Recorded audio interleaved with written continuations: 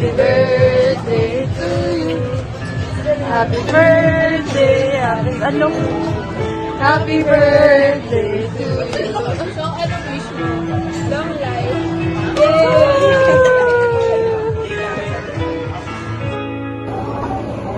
Guys, may tanong ako. Ano yun? Do you believe in life after death? Well, oo naman. Pero it depends on how we treat our earthly life. Sabi nga nila, everything's possible through faith. God will give us the luxury to enjoy the afterlife only if we're deserving of it. We'll never know naman. Wala namang scientific evidence na nagpapatunay na may afterlife. TBH, there are times when I strongly believe na there is no life after death. Like, abon agad tayo pagkamatay natin.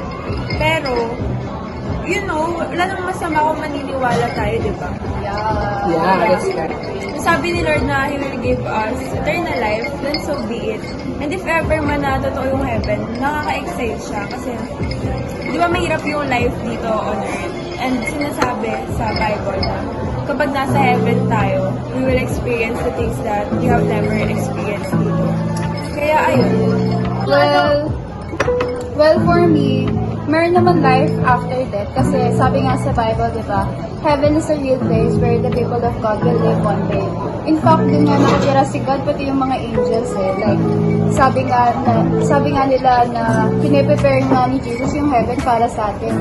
Like, para dun sa mga taong sinil ni God, sa mga sins nila.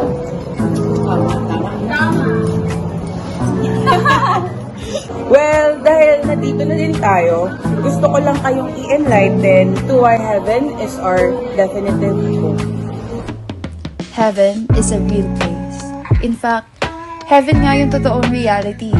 May mga totoong tao na involved in real activities. Pero yung pinaka-importante is that our Lord Jesus Christ and our Father God are there.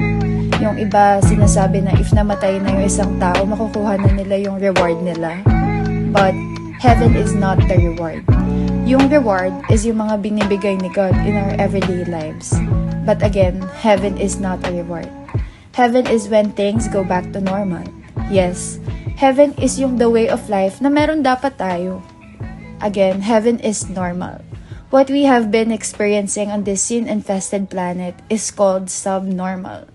But part of Jesus' good news is that hindi niya tayo iwan kung nasaan man tayo ngayon. Siguro one day, or maybe soon, Jesus will return from heaven and change things on earth back to what God intended when He created this place. Bukod sa mga gifts na nare-receive natin every birthday, ang pinaka-thoughtful para sa karamihan is yung mga pagbati sa kanila ng hello, happy birthday, hi po, happy birthday to many more years of joy and life to come. And yes, aminin man natin or hindi, it is indeed heartwarming to be remembered by a dear friend on your very special day. Na kahit yung iba hindi mo na masyado nakakausap dahil sa busy schedule, pero nagagawa pa rin nilang maalala yung birthday mo kasi ganun sila magpahalaga. Each of us want to live a long life dito sa mundo, pero ang gusto ni God sa atin ay sobra pa. He wants us to have a life that is lived to the full. Yung everlasting life ba? Kung dito sa earth may happiness at comfort, yung heaven naman offers eternal bliss and definitive home for us. Kumbaga, heaven is our heart's deepest longing kasi andun yung home natin na walang katumbas sa kahit anong bagay. Sabi nga ni St. Augustine sa book na Confessions, "You have made us for yourself and our heart is restless until it rests in you." Ina-express niya dito na heaven is like a grand family reunion. Ito yung definitive home na lahat ng beloved one who have gone ahead of us now share the company of saints, angels, Mama Mary, and most especially, the most blessed Trinity. When we talk about heaven, we see it as a place because we live in time and space.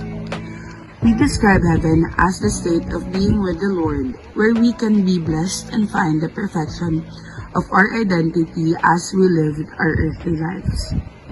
This is where we experience everlasting happiness. As Christians, we believe that we can have everlasting life after living our earthly lives.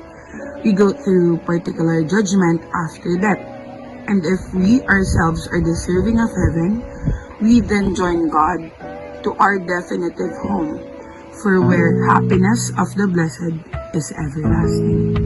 Base nga sa sacred scripture, ang langit ay state of existence of the soul in perfect happiness. Doon natin makakamit ang tunay na kasiyahan. For Matthew, it's eternal life and our Master's joy. For James, it is the crown of life. For Peter, it is an imperishable crown. Lastly, for St. Paul, it's the richest crown of glory. Lahat ng ito ay nagpapatunay na ang tunay na kasiyahan ay hindi nakikita, naririnig o nararamdaman ni man hanggat hindi mo nararanasan ang hinanda ng Diyos para sa iyo, kasama niya sa langit. When we think of everlasting life, the image that pops in our head is eternal rest and perpetual light. Katulad ng sinasabi ng priest every time they bless the dead, eternal rest grant unto them, O Lord, and let your perpetual light shine upon them. This is because to find rest with God or in God's presence is the clear visualization of everlasting life. Kaya whenever someone lives earthly life, we strongly pray that they may find eternal rest kasama ng angels and saints in heaven. Going to perpetual light, this is the image of God for us. Liwanag. He is the light that angels and saints look up to. The light that guides us on the way to heaven. A place where we experience everlasting life. However, heavenly feast is not only experienced in the promised land.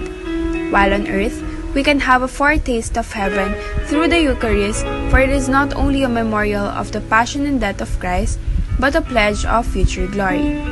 O ngayon, alam niyo na anong sasabihin natin kapag tinanong tayo ng mga tao kung what is life after death. Yeah! Tara, Miss!